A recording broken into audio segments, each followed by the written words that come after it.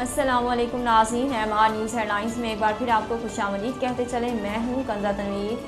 وزیر اعظم شہباز شریف کی تقریب حلف برداری کی تقریب اسلام آباد میں ایوان صدر میں ہوئی۔ قائم مقام صدر و چیئرمین سینٹ صادق سنجرانی نے شہباز شریف سے حلف لیا۔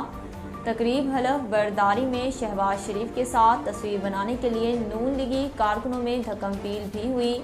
شہباز شریف کی اچکن بھی تقریب حلف برداری میں موضوع بحث بنی رہی۔ تقریب میں سول اور عسکری حکام نے بھی شرکت کی۔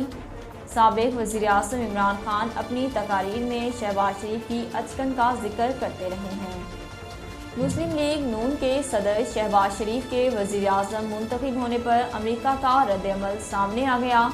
فرانسیسی خبر رساں ایجنسی کے مطابق پیر کو شہباز شریف کے وزیر اعظم منتخب ہونے کے چند گھنٹے بعد وائٹ ہاؤس کی پریس سیکرٹری جین ساکی نے اپنے ایک بیان میں کہا کہ ایک جمہوری پاکستان امریکا کے مفادات کے لیے اہم ہے۔ خبر رساں ایجنسی کے مطابق وائٹ ہاؤس میں ایک پریس بریفنگ میں ساکی نے کہا کہ ہم آئینی جمہوری اصولوں کی پرامن عمل درآمد کی حمایت کرتے ہیں۔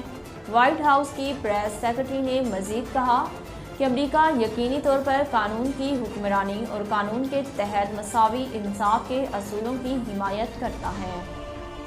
تحریک انصاف کے رہنما جہانگیر ترین 16 اپریل کو لندن سے لاہور پہنچیں گے۔ ترین گروپ کے رکن اون چودھری کا کہنا ہے کہ ڈاکٹروں نے جہانگیر ترین کو سفر کی اجازت دے دی ہے۔ انہوں نے 15 اپریل کو لندن سے لاہور کا ٹکٹ بک کرا لیا۔ اون چودھری کا کہنا تھا کہ جہانگیر ترین وطن واپسی کے بعد متحدہ اپوزیشن کے وزارت اعلیٰ کے امیدوار حمزہ شہباز اور تحریک انصاف کے تمام ناراض دھڑوں سے ملاقاتیں کریں گے۔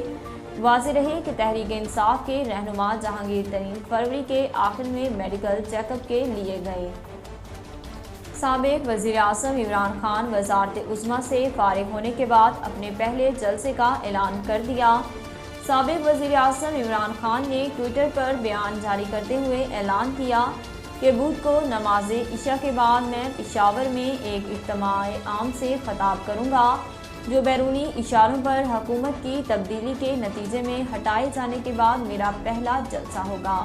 انہوں نے کہا کہ میں چاہتا ہوں کہ ہمارے سب لوگ بھرپور طریقے سے اس اجتماع میں شریک ہوں، کیونکہ پاکستان غیر ملکی طاقتوں کی ایک کٹ پتلی کے طور پر نہیں بلکہ ایک آزاد اور خود مختار ریاست کے طور پر مارچ سے وجود میں لایا گیا۔